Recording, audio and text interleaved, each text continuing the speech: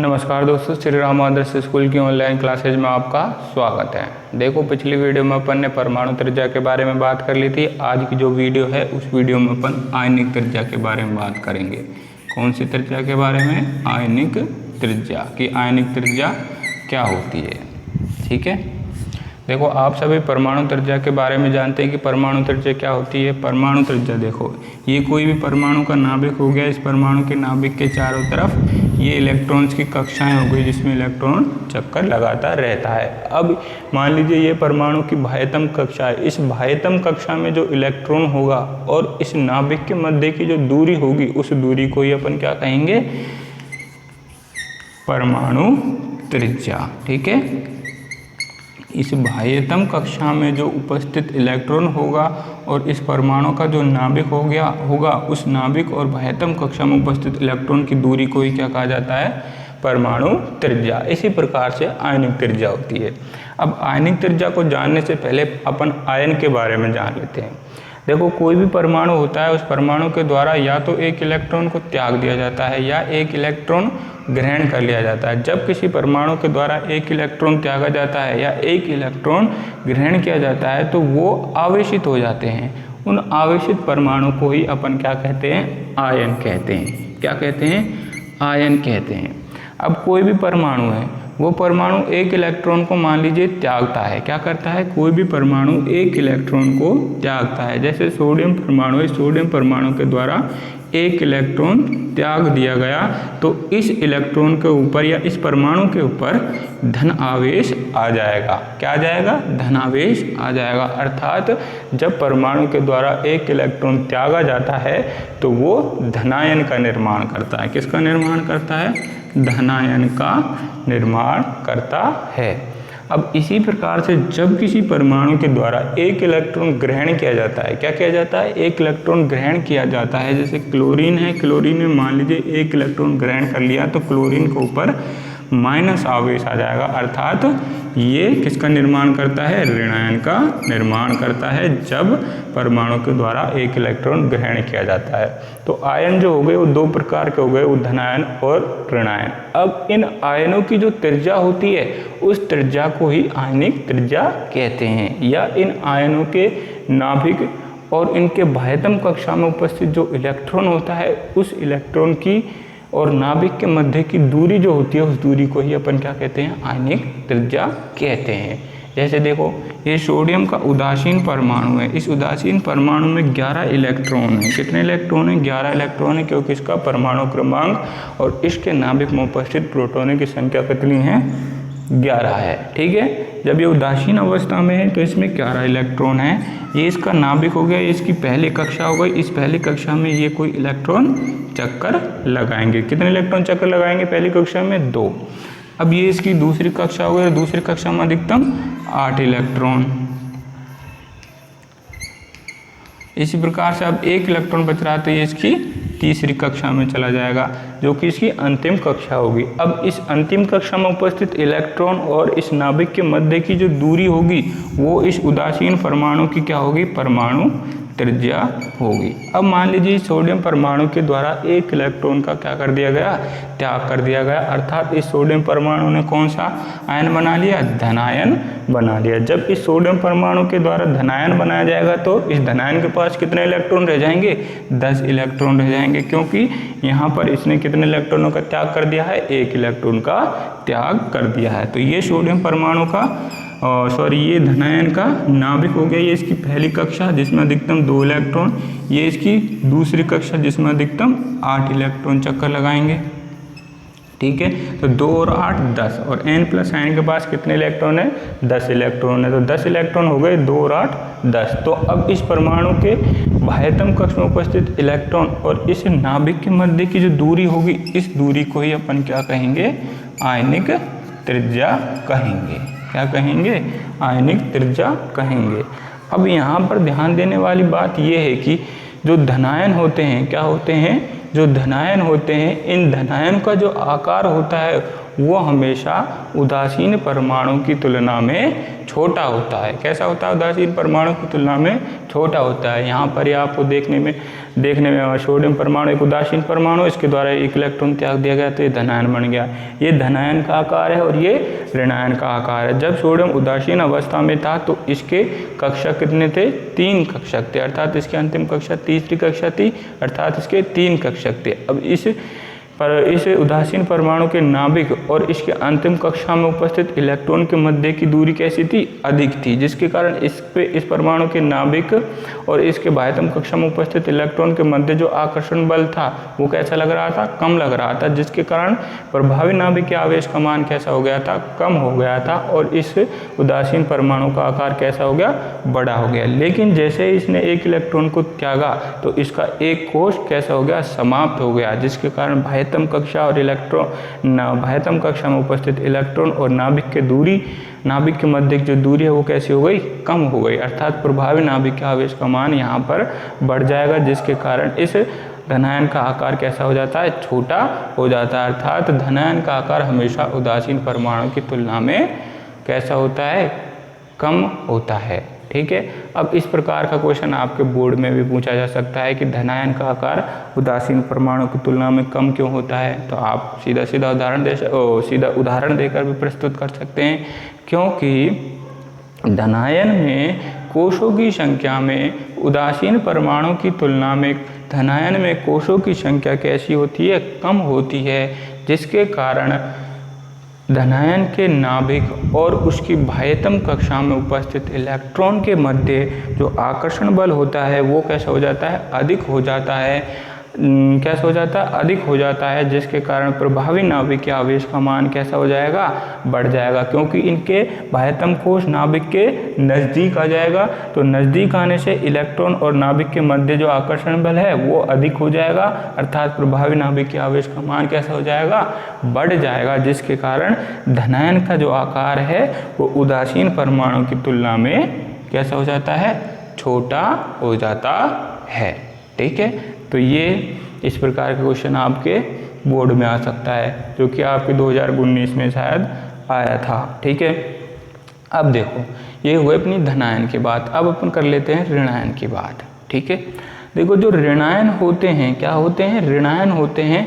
इन ऋणायन के द्वारा या इन ऋणायन का निर्माण कैसे होता है? किसी परमाणु से या एक इलेक्ट्रॉन ग्रहण करने के पश्चात ही इनके ऊपर माइनस आवेश आता है, अर्थात ऋणायन का निर्माण होता है। इसलिए इन ऋणायन का जो आकार होता है वो हमेशा अपने उदासीन परमाणु की तुलना में कैसा हो जाता है? ज़्यादा हो जाता है। किनका? ऋणायन का आकार। देखिए, यहाँ जो क्लोरीन उदासीन अवस्था में है, इस क्लोरीन का इलेक्ट्रॉनिक विन्यास कितना है? 17 इसका परमाणु क्रमांक होता है। तो 1s2 2s2 2p6 and 3s2। ठीक है। कितना हो गया? एंड 3p 2 2 4 4 और 6 10 10 और 2 कितने हो गए? 12 12 और 5 17। ठीक है। ये इसका इलेक्ट्रॉनिक विन्यास हो गया, अर्थात इसकी पहली कक्षा में 2 इलेक्ट्रॉन हैं, दूसरी कक्षा में 8 इलेक्ट्रॉन हैं, तीसरी कक्षा में कितने इलेक्ट्रॉन हैं? 7 इलेक्ट्रॉन हैं। ये उदासीन परमाणु क्लोरीन की अवस्था है। ठीक है। जब इसके द्वारा एक इलेक्ट्रॉन ग्रहण किया जाएगा तो इसकी बाह्यतम कक्षा, इस बाह्यतम कक्षा में एक इलेक्ट्रॉन की क्या हो जाती है? बढ़ोतरी हो जाती है। तो ये Cl- ऋणायन का इलेक्ट्रॉनिक विन्यास है या इलेक्ट्रॉन वितरण है। एक इलेक्ट्रॉन ग्रहण करने से इसकी बाह्यतम कक्षा में एक इलेक्ट्रॉन की क्या हो जाती है? वृद्धि हो जाती है। जब इसकी बाह्यतम कक्षा में एक इलेक्ट्रॉन की वृद्धि हो जाती है तो नाभिक और बाह्यतम कक्षा में उपस्थित इलेक्ट्रॉन, देखो ये इसकी संरचना हो गई Cl-, ये पहली कक्षा, ये दूसरी कक्षा में अधिकतम 2 इलेक्ट्रॉन, तीसरी में 8 इलेक्ट्रॉन, ये हो गई इसकी चौथी कक्षा। जब उदासीन परमाणु में था तो इसके बाह्यतम कक्षा में 7 इलेक्ट्रॉन उपस्थित थे, 1 2 3 4 5 6 और 7। लेकिन जैसे ही इसने एक इलेक्ट्रॉन ग्रहण कर लिया तो क्या बन गया? Cl-, क्या बन गया? Cl-, और यहाँ पर इसकी अंतिम कक्षा में क्या हो गई? एक इलेक्ट्रॉन की बढ़ोतरी हो गई। जैसे ही इलेक्ट्रॉन की बढ़ोतरी होगी तो नाभिक और बाह्यतम कक्षा में उपस्थित इलेक्ट्रॉन के मध्य जो आकर्षण बल लगता है, क्या लगता है, आकर्षण बल लगता है, वो आकर्षण बल कम हो जाता है, अर्थात प्रभावी नाभिकीय आवेश जो है वो कैसा हो जाता है, कम हो जाता है, जिसके कारण इन ऋणायन का आकार क्लोरीन उदासीन परमाणु की तुलना में कैसा हो जाता है, अधिक हो जाता है। ठीक है, तो इस प्रकार का भी क्वेश्चन आ सकता है कि धना और ऋणायन का आकार उदासीन परमाणु की तुलना में ज़्यादा होता है, क्यों। और इस प्रकार का क्वेश्चन भी आ सकता है, धनायन का आकार उदासीन परमाणु की तुलना में छोटा होता है, क्यों। तो आयनिक त्रिज्या आप सभी को समझ आ गई होगी कि आयनिक त्रिज्या क्या होती है। किसी भी परमाणु के द्वारा जब इलेक्ट्रॉन त्याग दिया जाता है तो वो आयन का निर्माण करते हैं, और उन आयनों की जो त्रिज्या होती है उस त्रिज्या को ही अपन क्या कहते हैं, आयनिक त्रिज्या कहते हैं।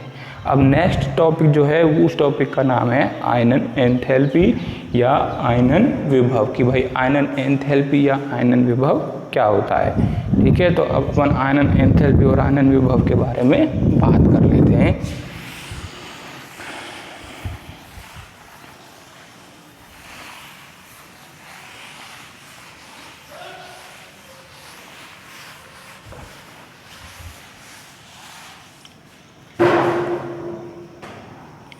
देखो, आयनन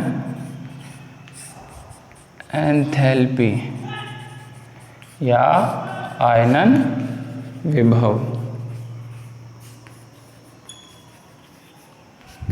देखो, आयनन एंथैल्पी या आयनन विभव क्या होता है। जब कोई भी परमाणु गैसीय अवस्था में होता है, कौन सी अवस्था में होता है, गैसीय अवस्था में होता है, तब इस परमाणु की गैसीय अवस्था में इसकी बाह्यतम कक्षा में, कौन सी किनकी बाह्यतम कक्षा में, गैसीय अवस्था के परमाणु की बाह्यतम कक्षा में से इलेक्ट्रॉन को, किसको, इलेक्ट्रॉन को निकालने के लिए, इलेक्ट्रॉन को निकालने के लिए जो ऊर्जा दी जाती है, क्या दी जाती है, जो ऊर्जा दी जाती है उस ऊर्जा को ही क्या कहते हैं अपन, आयनन एंथैल्पी या आयनन विभव। उस ऊर्जा को आयनन एंथैल्पी या आयनन विभव कहते हैं।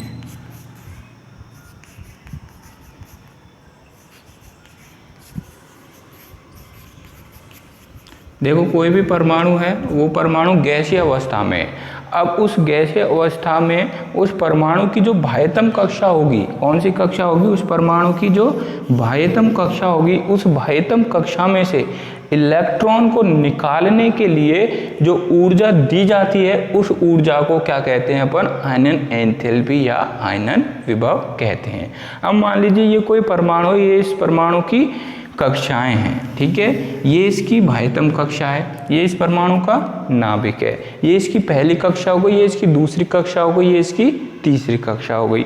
तो इस परमाणु की जो प्रथम कक्षा होगी, कौन सी कक्षा होगी, इस परमाणु की जो प्रथम कक्षा होगी, जो कि गैसीय अवस्था में, उस परमाणु की जो प्रथम कक्षा होगी, उस प्रथम कक्षा में से इलेक्ट्रॉन को निकालने के लिए जो ऊर्जा दी जाएगी उसे अपन क्या कहेंगे, प्रथम आयनन एंथैल्पी। क्या कहेंगे, प्रथम आयनन एंथैल्पी। इसी प्रकार से इस परमाणु के नाभिक के चारों तरफ जो इस परमाणु के नाभिक के जो दूसरी कक्षा होगी, उस दूसरी कक्षा से इलेक्ट्रॉन को निकालने के लिए जो ऊर्जा दी जाएगी उस ऊर्जा को क्या कहेंगे अपन, द्वितीय आयनन एंथैल्पी। क्या कहेंगे, द्वितीय एंथैल्पी या द्वितीय आयनन एंथैल्पी। इसी प्रकार से इस परमाणु के या किसी गैसीय अवस्था के परमाणु के तीसरी कक्षक में से इलेक्ट्रॉन को निकालने के लिए जो ऊर्जा दी जाएगी उस ऊर्जा को क्या कहेंगे अपन, तृतीय आयनन एंथैल्पी। क्या कहेंगे, तृतीय आयनन एंथैल्पी। ठीक है, क्या कहेंगे, तृतीय आयनन एंथैल्पी। जो तृतीय आयनन एंथैल्पी होती है इसका मान द्वितीय आयनन एंथैल्पी से अधिक, और प्रथम द्वितीय आयनन एंथैल्पी का नाम प्रथम आयनन एंथैल्पी से अधिक होता है। तो ये प्रथम, द्वितीय और तृतीय आयनन एंथैल्पी का क्रम है। तो ये भी आपसे बोर्ड में पूछा जा सकता है, प्रथम, द्वितीय, तृतीय आयनन एंथैल्पी का क्रम लिखिए। आयनन एंथैल्पी या आयनन विभव किसे कहते हैं, ये भी आपसे पूछा जा सकता है। अब आयनन एंथैल्पी पर या आयनन विभव पर प्रभावी नाभिकीय आवेश का क्या प्रभाव पड़ता है उसके बारे में अपन जान लेते हैं। ठीक है, प्रभावी नाभिकीय आवेश भी आप सभी को पता है क्या होता है। कोई भी परमाणु होगा, उस परमाणु के नाभिक और बाह्यतम कक्षा में उपस्थित इलेक्ट्रॉन के मध्य जो आकर्षण बल लगता है, उस आकर्षण बल को अपन क्या कहते हैं, प्रभावी नाभिकीय आवेश कहते हैं। तो अब इस प्रभावी नाभिकीय आवेश का प्रभाव आयनन एंथैल्पी या आयनन विभव पर कैसे पड़ता है ये अपन जान लेते हैं। देखो, आयनन एंथैल्पी, आयनन विभव क्या होता है। कोई भी गैसीय अवस्था में परमाणु होगा, इस गैसीय अवस्था में परमाणु के बाह्यतम कक्षा में से एक इलेक्ट्रॉन को निकालने के लिए जो ऊर्जा दी जाती है उसको क्या कहते हैं अपन, आयनन एंथैल्पी, आयनन विभव कहते हैं। अर्थात आयनन एंथैल्पी के द्वारा उस परमाणु से एक इलेक्ट्रॉन क्या किया जा रहा है, कम किया जा रहा है। एक इलेक्ट्रॉन क्या किया जा रहा है, कम किया जा रहा है। जब उस परमाणु के में से एक इलेक्ट्रॉन कम होगा तो नाभिक और बाह्यतम कक्षा में जो उपस्थित इलेक्ट्रॉन होंगे उन पर आकर्षण बल जो है वो कैसा हो जाएगा, अधिक हो जाएगा। कैसा हो जाएगा, अधिक हो जाएगा। अर्थात प्रभावी नाभिकीय आवेश का मान कैसा हो जाएगा, बढ़ जाएगा। क्योंकि एक इलेक्ट्रॉन को निकालेंगे तो एक इलेक्ट्रॉन की कमी हो जाएगी, जिसके कारण नाभिक और बाह्यतम कक्षा में उपस्थित इलेक्ट्रॉन के मध्य आकर्षण बल कैसे हो जाता है, बढ़ जाता है। जब आकर्षण बल बढ़ जाता है तो प्रभावी नाभिकीय आवेश का मान भी कैसा हो जाता है, बढ़ जाता है। ठीक है, अब ये जो आयनन एंथैल्पी है, ये आयनन विभव है, इसमें वर्ग और आवर्त में क्या फ़र्क पड़ता है उसके बारे में जान लेते हैं कि वर्ग में ऊपर से नीचे चलने पर आयनन एंथैल्पी पर क्या प्रभाव पड़ेगा, या आवर्त में बाएं से दाएं जाने पर आयनन एंथैल्पी पर क्या प्रभाव पड़ेगा। देखो, ये पहले वर्ग के तत्व हैं, हाइड्रोजन, लिथियम, सोडियम, पोटेशियम।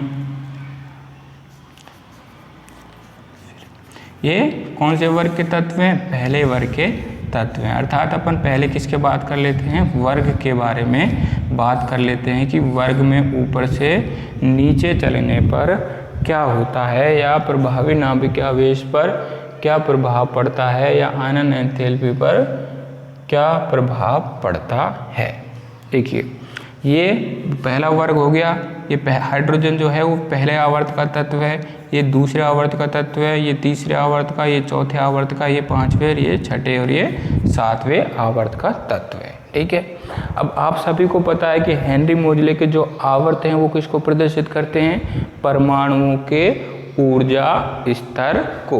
किसको प्रदर्शित करते हैं, परमाणुओं के ऊर्जा स्तर को। किसको प्रदर्शित करते हैं, परमाणुओं के ऊर्जा स्तर को। ये वर्ग मैं सिर्फ आपको समझाने के लिए बता रहा हूँ कि वर्ग में ऊपर से नीचे जाने पर क्या होता है और आवर्त में बाएं से दाएं जाने पर क्या होता है। तो ये पहला वर्ग है, ये पहला वर्ग मान लीजिए ये है। ठीक है, अब इस में ये जो इस प्रकार से जो तत्व रखे गए हैं वो आवर्त के हैं और ये पूरा हो गया वर्ग। अर्थात हेनरी मोजले की जो आवर्त सारणी उसमें कितने आवर्त हैं, 7 आवर्त हैं। अब इन 7 आवर्त जो हैं वो किसको प्रदर्शित करते हैं, परमाणुओं के ऊर्जा स्तर को। किसको प्रदर्शित करते हैं, परमाणु के ऊर्जा स्तर को। अब जब ऊपर से नीचे की ओर चल रहे हैं, जब अपन ऊर्जा ऊपर से नीचे की ओर चल रहे हैं तो परमाणु के क्रमांक में क्या हो रही है, वृद्धि हो रही है। परमाणु क्रमांक में क्या हो रही है, वृद्धि हो रही है, क्योंकि हेनरी मोजले ने तत्वों को बढ़ते हुए परमाणु क्रमांक के आधार पर व्यवस्थित कर दिया था। इसलिए वर्ग में जब ऊपर से नीचे चलेंगे या दाएं से बाएं चलेंगे तो परमाणु क्रमांक में क्या होती है, वृद्धि होती है। अब यहाँ पर परमाणु क्रमांक में वृद्धि के साथ साथ ये जो आवर्त हैं, अर्थात जो आवर्त किसको प्रदर्शित कर रहे हैं, ऊर्जा स्तर को। अर्थात इन परमाणु क्रमांक में वृद्धि के साथ साथ वर्ग में ऊपर से नीचे चलने पर इनके कोषों की संख्या में भी क्या होती जा रही है, वृद्धि होती जा रही है। देखो, जो पहले एक कोष था, फिर लिथियम में आए तो कितने कोष हो गए, 2 कोष हो गए। ऐसे ही फिर नीचे गए तो कितने कोष हो गए, 3 हो गए। फिर और नीचे गए कितने हो गए, 4 हो गए। अर्थात ऊपर से नीचे चलने पर परमाणु क्रमांक के साथ साथ कोष भी बढ़ते हैं। जब कोश बढ़ेंगे तो परमाणु का जो नाभिक होगा और नाभिक के चारों तरफ जो कक्षाएं होंगी, उन कक्षाओं में जो अंतिम कक्षा होगी उनकी दूरी भी कैसी होती जाएगी, बढ़ती जाएगी। देखो पहले एक कोश था तो नाभिक के मध्य की जो दूरी और बाह्यतम कक्षा में उपस्थित इलेक्ट्रॉन के मध्य की दूरी कम थी। जब 2 कोश हो गए तो और अधिक हो गई, 3 हो गए तो और अधिक,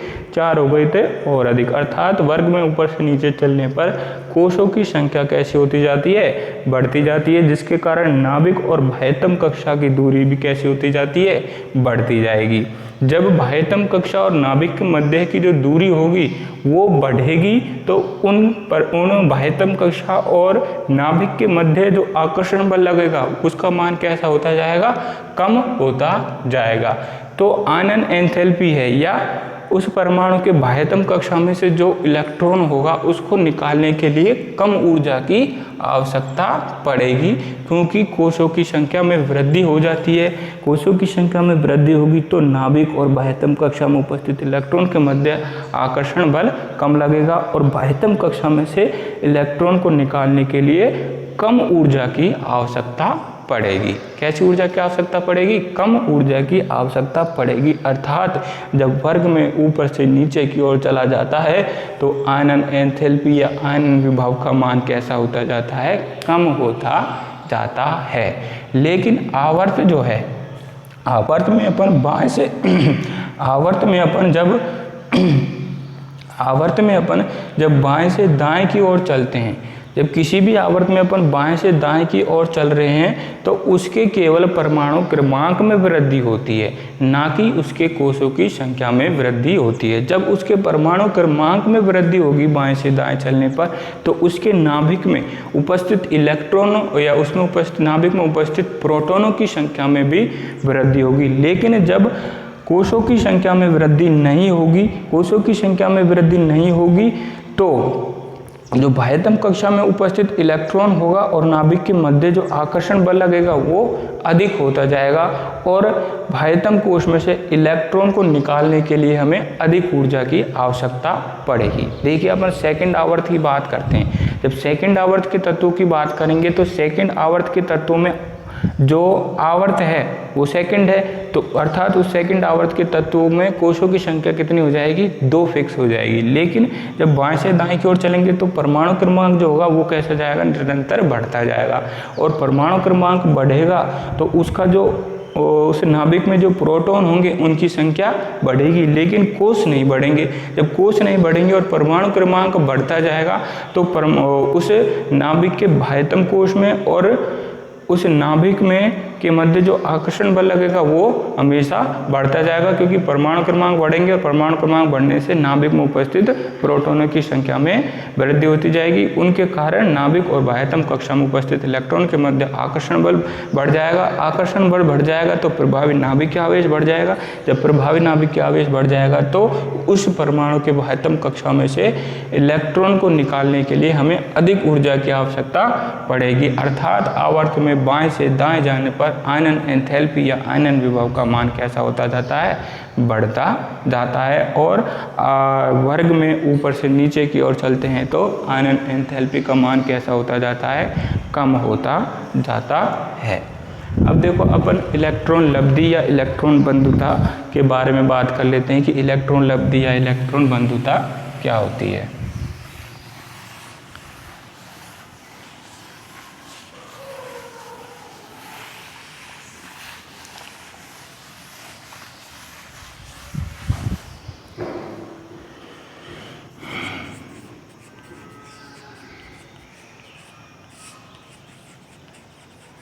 इलेक्ट्रॉन लब्धि या इलेक्ट्रॉन बंधुता, देखो कोई भी परमाणु जब गैसीय अवस्था में होता है, अब उस गैसीय अवस्था में किसी परमाणु के द्वारा एक इलेक्ट्रॉन ग्रहण किया जाता है। क्या किया जाता है, एक इलेक्ट्रॉन ग्रहण किया जाता है या एक इलेक्ट्रॉन लिया जाता है। तब उस समय उस परमाणु के द्वारा जो ऊर्जा मुक्त की जाती है उस मुक्त ऊर्जा को ही अपन क्या कहते हैं, इलेक्ट्रॉन लब्धि या इलेक्ट्रॉन बंधुता कहते हैं। ठीक है, जब आवर्त में अपन बाएं से दाएं जाते हैं तो कोषों की संख्या में किसी भी प्रकार का प्रभाव नहीं पड़ता, लेकिन परमाणु क्रमांक बढ़ता है, जिसके कारण प्रभावी नाभिक के आवेश का मान बढ़ता है। तो इलेक्ट्रॉन लब्धि का जो मान है वो भी कैसा होता जाता है, आवर्त में बाएं से दाएं जाने पर बढ़ता जाता है। और जबकि वर्ग में ऊपर से नीचे चलने पर वर्ग में ऊपर से नीचे चलने पर जो आवर्त हैं, आवर्त में जब अपन बाएं से दाएं की ओर जाते हैं तो उस पर जो कोष होते हैं उन कोषों पर किसी भी प्रकार का प्रभाव नहीं पड़ता, जिसके कारण आवर्त में बाएं से दाएं जाने पर इलेक्ट्रॉन बंधुता का मान जो है वो कैसा होता जाता है, बढ़ता जाता है। ठीक है, और आवर्त में अपन वर्ग में जब अपन ऊपर से नीचे की ओर चलते हैं तो उनमें तत्वों में क्या पाई जाती है, अनियमितता पाई जाती है। इसलिए आवर्त में अपन जब बाएं से दाएं की ओर चला जाता है तो इलेक्ट्रॉन बंधुता का मान बढ़ता जाता है। अब आपको इलेक्ट्रॉन बंधुता, आयनिक त्रिज्या, आयनन एंथैल्पी के बारे में पता लग गया होगा कि आयनन एंथैल्पी क्या होती है, इलेक्ट्रॉन लब्धि क्या होती है, इलेक्ट्रॉन बंधुता क्या होती है। इलेक्ट्रॉन किसी भी गैसीय अवस्था में किसी भी परमाणु के द्वारा जब इलेक्ट्रॉन को ग्रहण किया जाता है तो उस इलेक्ट्रॉन को ग्रहण करने के लिए ग्रहण करते समय जितनी ऊर्जा मुक्त होती है उसको अपन क्या कहते हैं, इलेक्ट्रॉन लब्धि या इलेक्ट्रॉन बंधुता कहते हैं। आज की वीडियो में सिर्फ अपन इतना ही पढ़ेंगे। नेक्स्ट वीडियो में अपन विद्युत ऋणता के बारे में बात करने वाले हैं।